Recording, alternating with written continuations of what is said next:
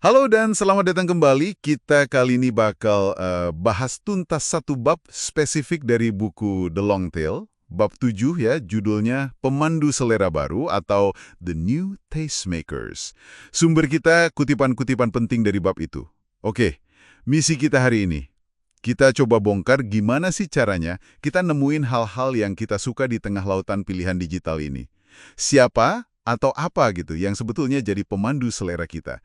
Nah, ini menarik nih. Pernah nggak ada kepikiran, rekomendasi produk atau musik online itu kok bisa banget ngebentuk apa yang akhirnya jadi populer? Kayaknya bukan cuma saran biasa aja ya.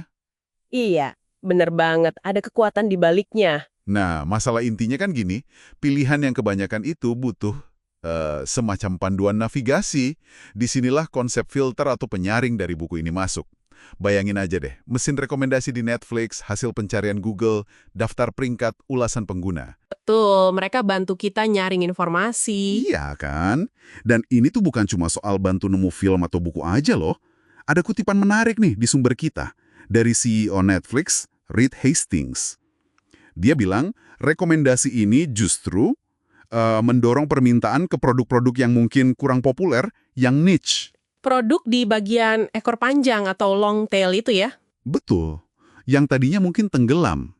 Jadi filter ini punya semacam kekuatan buat ngebentuk pasar juga gitu. Nah iya, dan kekuatan itu penting banget karena filter ini idealnya ya, bisa misahin mana sinyal konten bagus dari kebisingan. Maksudnya konten yang kurang relevan atau mungkin kualitasnya ya gitu deh. Sumber Anda juga ngakuin kok long tail itu kan isinya macam-macam banget. Termasuk yang mungkin kita anggap, maaf, sampah. Ah iya juga sih, banyak banget variasinya. Tanpa filter yang efektif, wah susah banget nemuin yang bagus di antara tumpukan itu. Oke, masuk akal. Nah, ini juga sekaligus nyanggah anggapan umum kalau barang yang nggak laku itu pasti jelek kualitasnya. Nggak selalu gitu. Oh ya? Contohnya? Contoh yang diangkat di bab itu soal peralatan stereo kelas audiophile. Tahu kan? Yang high-end banget, mungkin di toko biasa nggak laku keras. Tapi buat penggemarnya, wah itu barang berharga banget, kualitasnya top. Ah, iya ya. Jadi kualitas itu relatif ya, tergantung siapa yang nyari. Persis, barang itu ada di long tail, butuh filter yang pas buat nemuin pembelinya yang spesifik itu. Oke, oke. Nah, bab ini juga kasih contoh nih, mana filter yang efektif, mana yang kurang. Misalnya, rekomendasi film Netflix yang udah dipersonalisasi.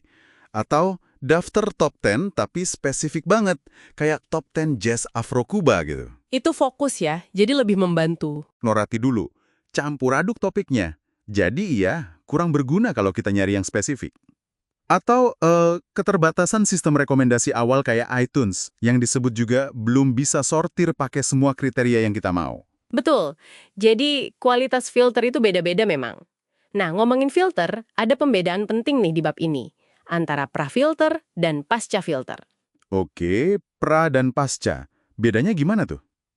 Gampangnya gini, pra-filter itu penjaga gerbang tradisional, kayak editor, kurator musik, label rekaman.